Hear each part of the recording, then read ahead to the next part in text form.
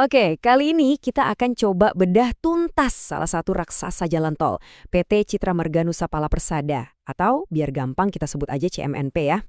Nah, di sini anggap aja saya ini mentor saham Anda yang bakal bantu Anda ngelihat perusahaan ini dari berbagai sisi. Nah, ini yang menarik. Kelihatannya pasar itu lagi ngasih diskon gede-gedean buat saham ini. Pertanyaannya sekarang, ini tuh hidden gem alias permata tersembunyi atau malah value trap yang harus kita hindari. Yuk kita cari tahu bareng-bareng. Oke, kita mulai dari yang paling dasar dulu ya. Biar ngerti CMNP itu apa, kita harus kenal dulu sama harta karunnya. Apa itu? Ya tentu aja, ruas-ruas jalan tol yang mereka kelola. Dan ini bukan jalan tol biasa loh, ini tuh ibaratnya aset yang semi monopoli. Artinya, pesaingnya sedikit dan duitnya ngalir terus, stabil banget. Apalagi buat rute-rute di dalam kota, wah itu mesin pencetak uangnya mereka. Nah, ini dia nih, game changernya. Coba bayangin, konsesi tol Cawang Pluit mereka diperpanjang sampai 2060. Artinya apa? Pendapatan utama mereka udah dikunci aman buat puluhan tahun ke depan. Ini detail penting yang sering banget kelewat sama investor lain loh. Oke, asetnya udah kita lihat. Sekarang yuk kita intip dapurnya alias laporan keuangannya.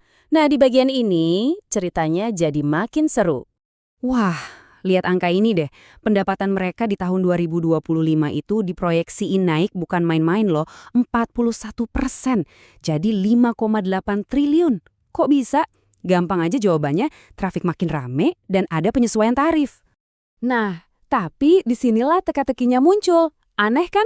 Pendapatannya meroket, tapi kok laba bersihnya malah turun.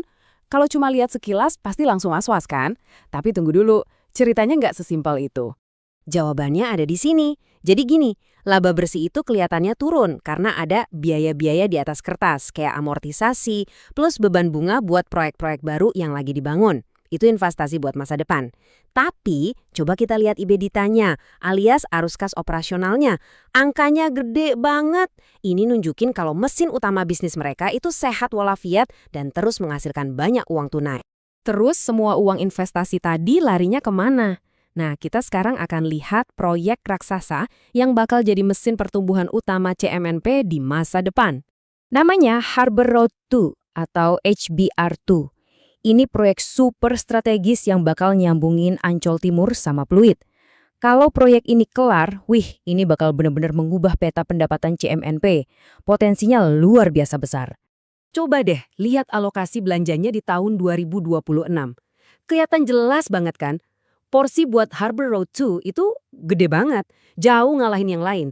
Ini bukti kalau perusahaan lagi all in di proyek ini. Ini bukan proyek iseng-iseng, ini pertaruhan utama mereka.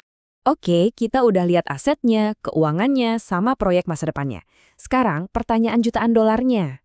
Dengan semua itu, berapa sih harga wajar buat saham ini? Udah murah atau masih kemahalan? Nah, salah satu cara ngukurnya itu pakai yang namanya Price to Book Value atau PBV. Gampangnya gini deh, PBV itu ngebandingin harga saham di pasar sama nilai aset bersih perusahaan di pembukuan. Kalau PBV-nya di bawah 1, artinya kita bisa beli aset perusahaan itu dengan harga diskon lebih murah dari nilai catatannya. Dan lihat angkanya CMNP. Cuma 0,61 kali. Ini artinya apa? Secara teori, Anda bisa beli perusahaan ini dengan semua jalan tolnya cuma dengan bayar 61% dari nilai aset bersihnya. Itu kan diskon hampir 40%. Jelas menarik banget kan? Biar lebih kebayang, coba kita sandingkan sama raksasanya BUMN, Jasa Marga atau JSMR. Nah, dari tabel ini kelihatan jelas banget dua hal. 1.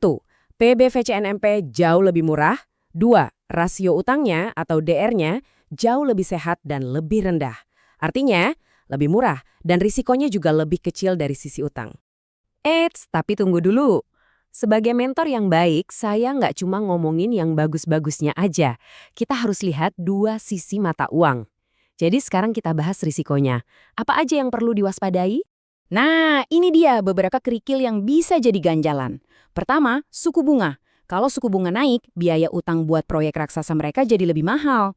Kedua, eksekusi proyek HBRI 2 itu sendiri. Proyek segede itu pasti ada resiko telat atau bengkak biayanya. Terus ada juga sengketa lama sama pemerintah yang belum kelar. Semua ini kalau digabung bisa bikin sentimen pasar jadi jelek dan neken harga sahamnya. Oke, kita udah timbang-timbang nih sisi positifnya, sisi negatifnya. Jadi apa kesimpulannya? Cocok buat siapa sih saham ini? Kesimpulannya gini, CMNP ini kelihatannya paling pas buat tipe investor yang sabar, yang mainnya jangka panjang, dan fokusnya ke kenaikan harga saham atau capital gain, bukan ke dividen rutin.